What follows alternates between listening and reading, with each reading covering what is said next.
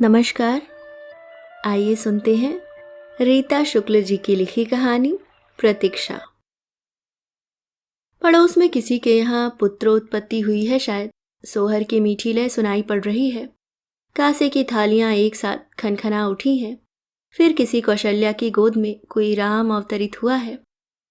हवा की तरंग पर चढ़कर आ रहे सोहर के पारंपरिक बोल मेरे कानों से टकरा रहे हैं। राजा दशरथ हीरे मोती लुटा रहे हैं। रानी कौशल्या अपनी देह के आभूषण उतार कर दे रही हैं। घर घर बधावा बज रहा है। आज अवध में राम का अवतार जो हुआ है। रानी कौशल्या यानी सोनहुला काकी और अवध यानी गरीबी के धुंधलके में जीवन मरण का त्योहार मनाने वाला भोजपुर का छोटा सा गांव तिवारीपुर। इसी गांव के सिवान पर बैलगाड़ी का रंगीन ओहार उठाकर 13 वर्षीय नववधू सोनहुला काकी ने असीम कौतूहल से झांका था। कदम की टहनी पर बैठी कोयल कूक उठी थी। कुहू कुहू। काकी ने लजाकर तुरंत ओहार नीचे गिरा दिया था। क्या कह दिया दई मारी कोयलिया ने? तुम सुंदर हो। मैं सचमुच सुंदर हूं क्या? काकी ने हाथ की मुंदरी निहारी तो पैरों में पड़ी झांझ झनकार कर उठी। बैलगाड़ी के आगे आगे पैदल चलते बिहारी काका मलमल का गुलाबी कुर्ता, पीली धोती, पैरों में आलता, आंखों में काजल। सोनहुला काकी अपने सजीले दूल्हे की एक झलक देखकर लात से दोहरी होती अपने आप में सिमट गई थी। पड़ोस का नवजात शिशु केहा करके रोने लगा है। उसे भूख लगी होगी, उसे माँ का दूध चाहिए। सोनहुला काकी ने ब्याह के तत्काल बाद ही मातृत्व के कोमल सुख का अनुभव पा लिया था। उम्र के 17वें साल में वे माँ बन गई थीं। काकी के पैरों में हमेशा बजती रहने वाली झांझ, उनकी नकबेसर, उनकी चटकीली रंगीन साड़ियों के साथ ही साथ उनके रोचक किस्से कहानियों का जादू हर सांझ हमें उनकी दहलीज तक खींच ले जाता था। चिरायता की शक्ल की उनकी नकबेसर के बड़े आकार को देखकर टोले की लड़कियां अक्सर ही मजाक करती, यह छूछी है या छूछा काकी? अब सरसों के दाना वाला जमाना बा, तभी ये चले रहे। दोनों गोरी बाहों पर मोटे मोटे गोदने, गले में कटावर हसुली, पैरों में झांझ, माथे पर तेल में पिघलाए हुए सिंदूर का टीका। सोनहुला काकी का यह श्रृंगार अब भी मेरी आंखों में है। उनकी बड़ी बड़ी आंखें मुझे हर घड़ी घेर बांधकर अपने पास बुलाती रहती थी और मैं बाहर से नीचे जाने का कोई भी मौका कतई नहीं छोड़ती थी।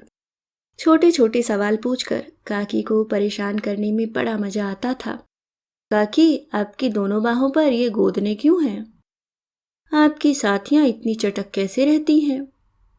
काकी काकी, एक बार फिर वही झांझ वाला किस्सा सुनाइए ना। काकी पहले तो मुझे एक बनावटी ताड़ना देती। चल हट, बतबनी कहीं की। 14-15 बरिस की बतबनी कहीं की। काम काज सिखबू कि हमरा पीछे पीछे घूमत रहबू। फिर वे बताती किस तरह सास की गोदी में लेटकर उन्होंने गुदना गुदवाया था। उनके समय में सब औरतों को गुदना गुदवाना जरूरी था। काकी की सास ने उन्हें गोदने का महत्व समझाया था। मरला पर सब निशानी छुट्टी जई हैं, यह गुदनवा साथ जई हैं। जम के दुआरी यह पहचान रही। गोदना गोदने वाली निटकी की बारीक सुई काकी की कोमल चमड़ी में चुभती हुई फूल पत्तियां उभारती गई और काकी की आंखों से टप टप आंसू बहते गए थे। काकी का झांझ वाला किस्सा सबसे मजेदार था। सोमेश्वर भैया जब उनके पेट में थे तब एक रात अचानक उनके दोनों पैर सूज गए थे। पल पल पैरों की सूजन बढ़ती ही जा रही थी, यहाँ तक कि उनकी झांझ पैरों में फंसकर चुभने लगी। तकलीफ बहुत बढ़ गई तो बिहारी काका झांझ कटवाने के लिए गांव के भगेलू सुनार को बुलाने गए। अब काकी चंग पर चढ़ गई। मरी जाइब तो मरी जाइब, बाकी बाहरी मर्द के सामने गोड़ ना उघारिब। बात पूरे टोले में फैल गई। तब बूढ़े वैद्य पंडित सूरज प्रसाद जी ने खबर भिजवाई, कन्या से कहो गुनगुने पानी की बाल्टी में पांव डुबोकर बैठे रहे, कुछ फायदा होगा। सूजन तो खैर कम हो गई थी, लेकिन गांव भर में बात फैल गई थी कि काकी के पांव भारी हैं और इसी लात से काकी रातों रात नहर चली गई थी। मैं हर बार काकी से अपनी ओढ़नी रंगवा लाती। उनकी रंग बिरंगी साड़ियों पर मेरी आंखें अटक कर रह जाती थीं। कपड़े रंगने का कितना आसान तरीका था उनका। हर श्रृंगार के फूलों को सीलबट्टे पर पीसकर नारंगी रंग निकाला जाता। पठारिन के यहाँ से लाल हरे रंगों की पुड़िया आती और पलक झपकते रंगों के घोल में डुबो डुबो कर साड़ियाँ और ओढ़नियाँ अलगनी पर लटका दी जाती। नैहर वालों की याद सोनहुला काकी की छाती में पुराने जख्म की तरह हमेशा टीसती रहती थी। सावन भादों के महीने में गंगा का पानी उमड़ता हुआ जब गांव के चारों तरफ खेतों में लहराने लगता, तब ऊंचे अरार पर खड़ी काकी की आंखें अपने आप बरसने लगती। गंगा की विनाशकारी बाढ़ ने उनके पूरे परिवार को एक ही बार में अपनी चपेट में ले लिया था। सबसे ज्यादा याद करती थी वे अपने छोटे भाई किश्नू को। घर में सबसे सुन्नर, सबसे तेज हमार भाई आखिरी दिन तक कहत रहे, गंगा जी बढ़िया आइल जात बाड़ी, घर के मोह छोड़ी के दीदिया के गाँवे चले के चाही। लेकिन माई बाबूजी केहू होकर बात के सुनवाई ना कइल। मेरे ब्याह के दूसरे साल बिहारी काका चल बसे थे। सोनहुला काकी की झाज बजते बजते अचानक खामोश हो गई थी। सोमेश्वर भैया तब बीए में पढ़ते थे। चटकीले पहरावे की जगह कोरी साड़ियों में लिपटे सोनहुला काकी के श्रृंगार विहीन रूप की कल्पना मुझे सिरहा जाती। काकी के विधवा वेश को झेल पाने की सामर्थ्य मेरे भीतर नहीं थी। अच्छा ही हुआ कि मैं गांव से बाहर दूर चली आई थी। बिहारी काका के गुजर जाने के बाद सोनहुला काकी का जीवन वैसा निर्द्वंद नहीं रह गया था। सामा चकैया का करुण विदाई गीत काकी के जीवन में साकार उतर आया था। सामा खो गया था और चकैया उसे ताल ताल बन बन आकाश पाताल सब जगह खोजती फिर रही थी। वह अपने साथ चकैया के सारे गीत भी समेट कर लेता गया था। गांव वालों ने काकी को सलाह दी थी, सोमेश्वर को अब अपनी बपौती संभालनी चाहिए। दुखिया महतारी को भी धीरज बंधेगा, बेटा नजर के सामने रहेगा। सोमेश्वर भैया की आगे पढ़ने की इच्छा थी। सोनहुला काकी ने भी बेटा का ही पक्ष लिया था। उनकी हमजोलियों ने उन्हें ऊंच नीच भी समझाया था। शहर की हवा लग गई तो लड़का भाग जाएगा, कच्ची उम्र है और अब तो बाप का साया भी सिर पर नहीं है। देखा नहीं अवधेश नारायण का बेटा डांगडरी पढ़ने गया था, ईसाइन से प्रेम ब्याह कर बैठा, भाई बाप कुल खानदान सब छूट गया। सोनहुला काकी ने एक ही बात से सबको चुप करा दिया था। जवन सोमेश्वर के खुशी तवने हमार खुशी, हम कबही कोनो जबरदस्ती ना करब। सोमेश्वर भैया ने पटना विश्वविद्यालय से अंग्रेजी में एमए की डिग्री ली और वहीं प्राध्यापक हो गए। सोनहुला काकी बिना किसी प्रतिवाद के बेटे की हर बात मानती गई थी। सोमेश्वर भैया को अपने साथ पढ़ने वाली एक पंजाबन लड़की भाग गई थी। न सगुन उठा था, न हल्दी चढ़ी थी, न बारात सजी थी, न बधावे बजे थे। काकी अपने बेटे के साथ अकेली ही पटना चली गई थी। बहू की मुँह दिखाई जो करनी थी, बरसों पुरानी पोटली में सहेज कर रखा गया कंठा उसके गले में पहनाना था। एक बार काकी ने वह भारी भरकम कंठा मुझे दिखाया था। पुत्रवती होने की असीम के साथ काकी की सास ने वह कंठा उनके गले में पहनाया था। पता नहीं काकी की सुशिक्षित विजातीय वधू को उनका उपहार पसंद आया कि नहीं। काकी तो दूसरे ही दिन गांव लौट आई थी। गांव की कुछ औरतों ने आपस में इशारेबाजी भी की थी। इतनी जल्दी लौट आई, सरदारनी बहू के साथ एक दिन भी नहीं ठहर पाई। तंदूरी रोटी का स्वाद तो चखाती, अब क्या करेगी सोनहुला देई। बड़ा बेटे का गुमान करती थी, निकल गया ना पखेरु हाथ से। सोनहुला काकी की चुप्पी हर एक की बात का जवाब बन बैठी थी। असाधारण रूप से गुमसुम रहना स्वभाव था। 10 वर्ष बाद गांव जाने का मौका मिला। नन्हे सिद्धार्थ का मुंडन करवाना था। अम्मा ने मनौती मान रखी थी, गांव के काली चौरे पर ही उसका मुंडन होगा। जैसे जैसे बस गांव के करीब आती जा रही थी, मेरी उत्सुकता बढ़ती जा रही थी। सोनहुला काकी से मिलने के लिए मेरी आकुलता असंयत हो उठी थी। पूरा सफर काकी की चर्चा करने में ही कटा था। अम्मा ने बहुत सी बातें बताई थी। काकी के सगे देवर ने उनके अकेलेपन का फायदा उठाकर उन्हें बेघर बार करने की पूरी साजिश की थी। बहलाने फुसलाने का काकी पर कोई असर न होता देखकर उन्होंने काकी के दोनों बनिहारों को अपनी मुट्ठी में कर लिया था। काकी अपने खेत की जुताई के लिए खुद ही हल बैल लेकर फेंटा बांधे निकल आई थी। बाद में गांव वालों ने काकी के देवर की खूब थुक्कम फजीहत की थी। दोनों बनिहार भी अपने लालच की बात स्वीकारते, काकी से माफी मांगते उनके पास लौट आए थे। कुछ भी कहो, सोनहुला ने बड़ा तप किया। गांव में अकेली रहकर अपने बूते पर सब कुछ संभालती रही। न किसी के सामने हाथ पसारा, न किसी के सामने अपना दुखड़ा रोने गई। गांव के पास बस रुकी। पश्चिम पट्टी के खेतों की मेड़ पर सबसे आगे मैं सिद्धार्थ को लिए हुए, पीछे से ताकीद करती अम्मा, कोड़ाई का खेत है, उबड़ खाबड़ जमीन, संभल कर चलो, इतनी जल्दी क्या है। जल्दी थी, सोनहुला काकी से मिलने की जल्दी, उनसे जी भरकर बातें करने की उतावली मेरे पैरों में गति भर रही थी। दूर दिखाई पड़ रहा था बड़का टोला, आम, इमली, कटहल और महुआ के पेड़ों से घिरा हुआ। पहला घर हमारा, दूसरा सोनहुला काकी के देवर का और तीसरा सोनहुला काकी का। बांस की रंगीन चंगेरी लेकर काकी महुआ बीनने निकला करती थी। सूखिया उगे ओकरा पहिले बगीचा में निकली के, महुआ बीने के उछास बुझे के होई तो हमरा साथे चल बचिया। महुआ के महक में डूबल पीठ बतास बहत रहेला, आठों अंग से गीत के इनकार फूटे लगेला। महुआ टपकने का मौसम नहीं था, लेकिन महुआ के पेड़ के नीचे पहुंचकर सोनहुला काकी के वे मीठे अनुभव एक बारगी मेरे चेतना में उभर आए। काकी का प्रिय गीत, जिसे वे महुआ चुनते समय अक्सर ही गुनगुनाया करती थी, मेरे कानों में बजने लगा था। आजू मोरे राम अवधपुर आई हैं। मैंने चलते चलते अम्मा से सोमेश्वर भैया के बारे में पूछ लिया। काकी के राम सीता आजकल कहाँ है अम्मा? कौन सोमेश्वर? वह तो विदेश चला गया, उसकी बहू भी साथ ही गई है, कोई 6 महीने हुए होंगे। गांव की अपनी अंगनाई में पहुंची तो मिलने वालों की भीड़ लग गई। मेरे बचपन की सखी सावित्री ने मुझे अंकवार में बांध लिया। काकी कैसी है सावित्री? मेरा पहला सवाल यही था। सोनहुला काकी की बात पूछ रही है सखी। काकी उबरासी गई हैं। सोमेश्वर भैया के विलायत जाने के बाद काकी के नाम उनका एक परासल पहुंचा था, 4 साड़ियां और थोड़े से रुपए।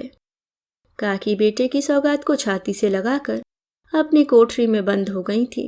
दिन भर बिना खाए पिए वैसी ही पड़ी रही थी। हम लोगों ने बहुत चुरौरी की, लेकिन उन्होंने दरवाज़ा नहीं खोला था। आधी रात के सन्नाटे में काकी की कोठरी से सोहर गाने की आवाज़ सुनाई पड़ी थी। आजू मोरे राम अवधपुर आई हैं, राम के बैठाई बोरे सोने के सिंहासन, सिया जी के आचा लोट, आजू मोरे राम। सोनहुला का गीत सुनकर गांव भर की आंखें भर आई थी। अब सोनहुला काकी नहीं बचेंगी सखी।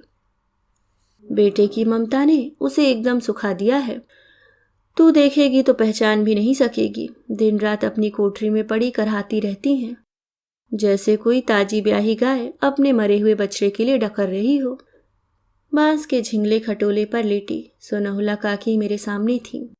मारकीन की मटमैली साड़ी से देह ढके, सीख सी दुबली। दोनों बाहें बढ़ाकर उन्होंने मुझे अपनी छाती में समेट लिया।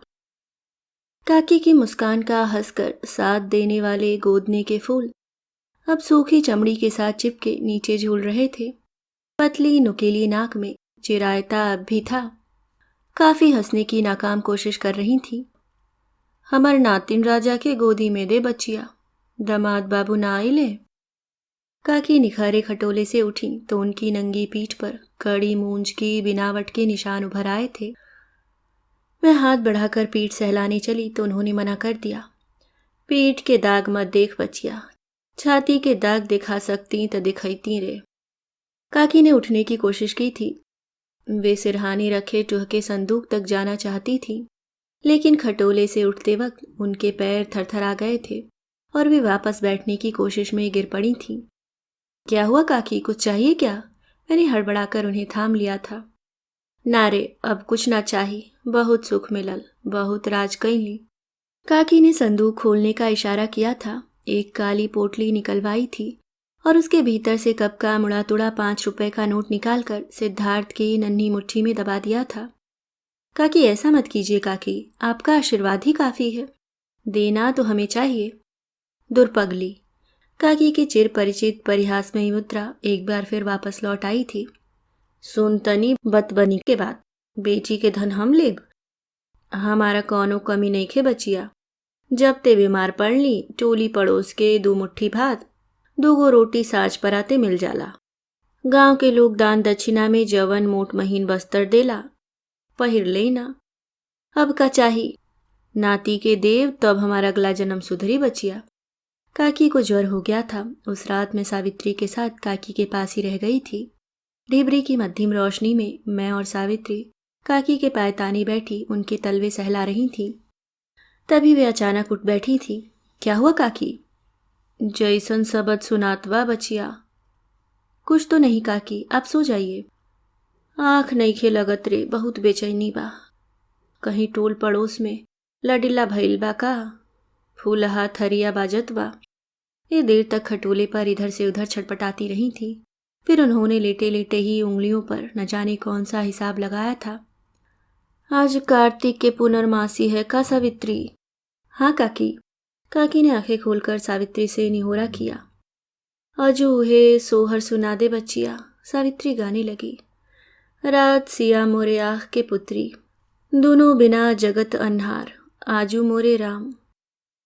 काकी की आंखें झरझर बरसने लगी। उनका आंचल भीग गया। गीत के थमते ही उन्होंने दोनों हाथ जोड़कर आंखें बंद कर ली। भगवान जंगल झाड़ सब में कुशल राखत, आजुए बबुआ के जन्म भइल रहे बचिया। सोनहुला काकी के भीतर बरसों पुरानी प्रसव पीड़ा ताजी हो गई थी। कानों में कांसे की थालियों का खनखनाता शब्द, खटोले पर पुराने कपड़ों में लिपटा नवजात शिशु। क्या इसी दिन के लिए सोनहुला काकी ने वह पीड़ा सही थी? अम्मा कहती हैं सोनहुला की भी अपनी जिद है। सोमेश्वर ने कई बार चिट्ठी लिखकर उसे अपने पास बुलाया था, लेकिन वह जाना ही नहीं चाहती। देखो आखिर समय तक कौन सी दुर्गति होती है। मैंने भी काकी से यही सवाल किया था। सोमेश्वर भैया ने बुलाया तो आप गई क्यों नहीं काकी? एक लंबी चुप्पी के बाद काकी ने मेरे सवाल का जवाब सवाल में ही दिया था। रानिया कौआ हाकनी में कोनो फर्क बाकी ना बचिया। बेटा पतोह के दुहारी, हम कौआ हाकनी बने जाईं। वे उनकी बात समझ नहीं पाई थी। सोमेश्वर भैया इतने आदर से बुला रहे थे, फिर काकी वहां के अपने जीवन की तुलना कौआ हाकने वाली के जीवन से क्यों कर बैठी?